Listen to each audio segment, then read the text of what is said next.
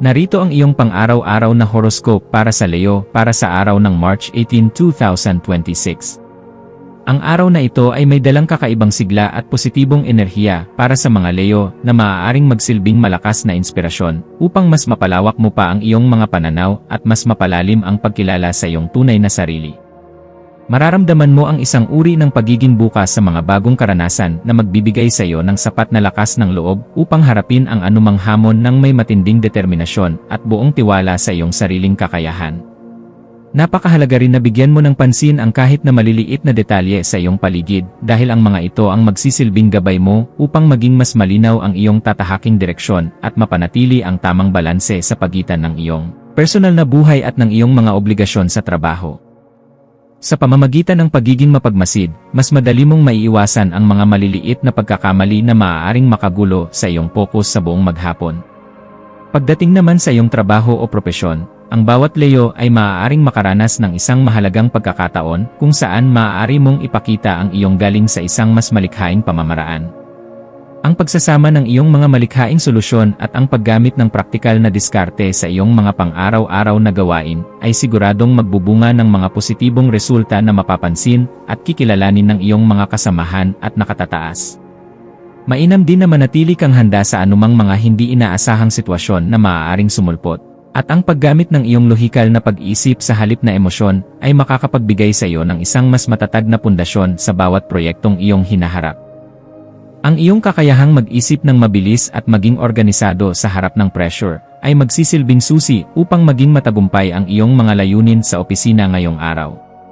Sa usapin ng iyong pera at pananalapi, ang araw na ito ay nagpapaalala sa iyo kung gaano kahalaga ang pagkakaroon ng tamang pagpaplano at isang maingat na pamamahala sa lahat ng iyong mga gastusin. Ang pagsasagawa ng masusing pagsusuri kung ano ba ang mga bagay na tunay na kailangan kumpara sa mga nais lang bilhin, ang paggawa ng isang malinaw na listahan ng iyong mga prioridad, at ang pagsasaalang-alang sa pangmatagalang benepisyo ng bawat sentimong ilalabas mo ay magdudulot sa iyo ng malalim na kapanatagan at mas matibay na pamumuhunan para sa iyong kinabukasan. Ang pagpili na maging mas maingat sa paggastos at ang pagbibigay ng halaga sa pagtitipid ay hindi lamang magbibigay sa iyo ng seguridad sa mga darating na panahon, kundi magtuturo rin sa iyo ng mas maayos na sistema sa pagpapatakbo ng iyong sariling kayamanan nang hindi nalulubog sa hindi kinakailangang utang. Pagdating naman sa larangan ng pag-ibig, ang mga Leo ay maaaring makaranas ng masiglang daloy ng emosyon at mga pagkakataon na mas mapalapit pa ang loob sa iyong kapareha o sa mga taong talagang mahalaga sa iyong puso.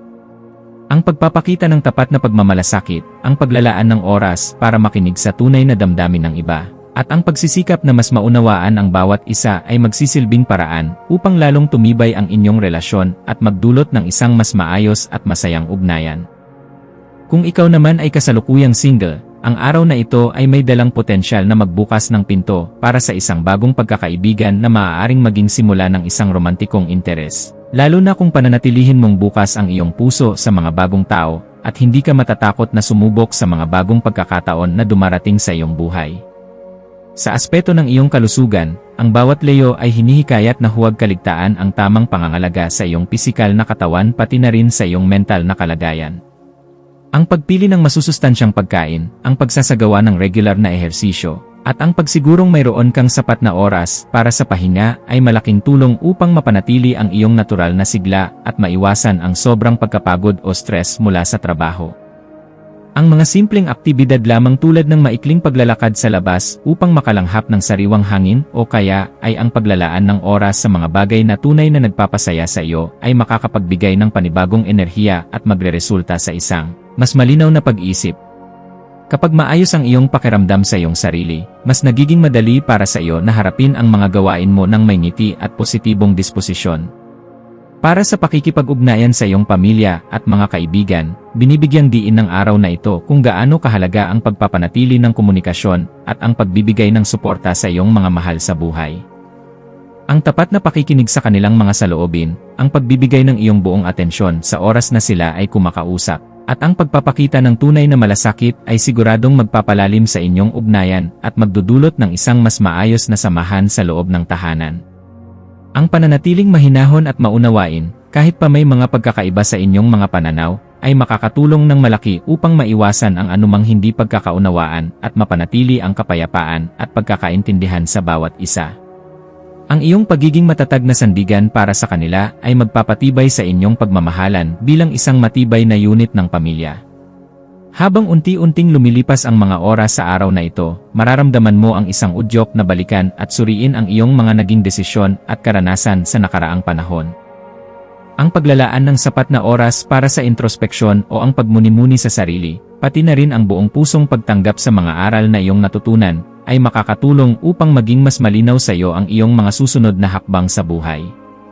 Ang pagtukoy sa mga mahalagang aral mula sa iyong mga nakaraang pagkakamali at ang matalinong paggamit ng mga ito sa iyong kasalukuyang sitwasyon ay magdudulot ng isang mas matibay na pundasyon para sa iyong personal na pag-unlad bilang isang tao.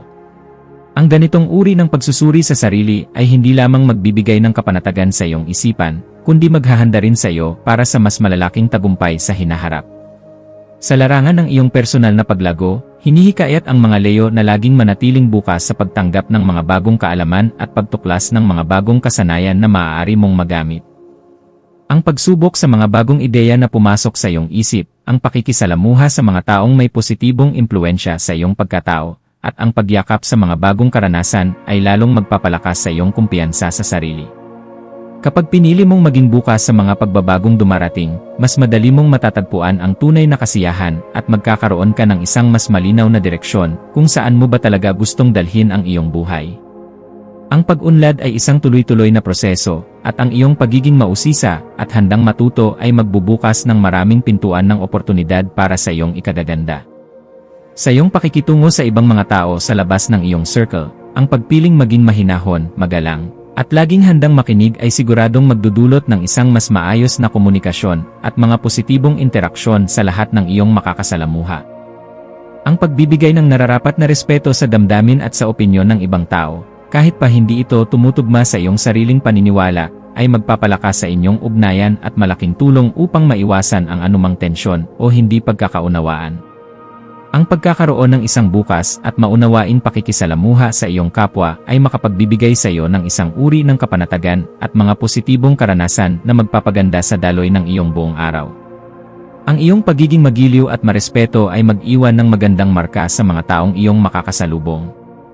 Sa emosyonal na aspeto, ang mga Leo ay hinihikayat na mas lalo pang pahalagahan ang kanilang sariling damdamin at bigyan ito ng sapat na oras upang tunay na maunawaan at maproseso. Ang maayos na pag-intindi sa iyong mga emosyon at ang paglalaan ng sapat na espasyo para sa iyong sarili upang magmuni-muni ng tahimik ay makakatulong ng malaki upang mapanatili mo ang iyong emosyonal na balanse sa kabila ng ingay ng mundo. Sa pamamagitan ng paggawa nito, mas madali mong maiiwasan ang sobrang stress at magagawa mong panatilihin ang isang positibong disposisyon sa buong maghapon na magdadala sa iyo ng isang malalim na kapanatagan. Ang pagkilala sa iyong sariling pangangailangang emosyonal ay isang mahalagang hakbang upang maging mas matatag ka sa pagharap sa anumang pagsubok na darating. Para naman sa iyong malikhaing ekspresyon, maaaring makahanap ka ng malalim na kasiyahan sa pamamagitan ng paggawa ng sining, pakikinig sa musika, pagsusulat, o sa anumang anyo na ginagamit mo ang iyong malawak na imahinasyon. Ang pagtanggap sa mga bagong ideya at ang paghahanap ng mga malikhaing solusyon sa iyong mga gawain ay magdadala ng saganang positibong enerhiya at siguradong magpapagaan sa iyong pakiramdam sa bawat oras. Habang pinapalakas mo ang iyong emosyonal na kalusugan sa pamamagitan ng sining, mas nagiging madali para sa iyo na ilabas ang iyong mga saloobin sa paraang hindi nakakasakit sa iba at nakakapagbigay pa ng inspirasyon sa mga nakakakita ng iyong gawa. Ang pagiging malikhain ay isang mabisang paraan upang mailabas ang anumang bigat na nararamdaman at palitan ito ng sigla at tuwa. Sa pagdating ng hapon, maaaring dumaan ka sa isang pagkakataon kung saan kailangan mong humarap sa isang hindi inaasahang sitwasyon o isang bagong hamon na susubok sa iyong galing.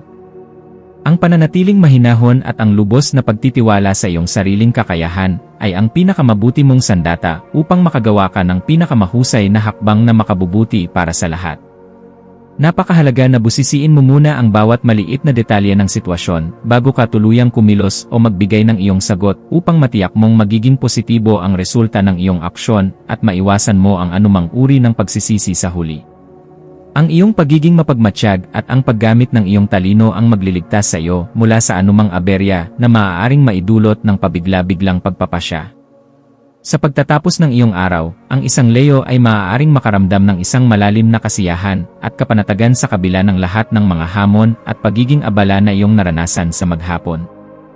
Ang pagbabalik tanaw sa lahat ng iyong mga nagawa, ang buong pusong pagtanggap sa mga aral na iyong natutunan, at ang maingat na pagpaplano para sa iyong mga susunod na hakbang sa kinabukasan ay magdudulot sa iyo ng isang mas maayos na pakiramdam.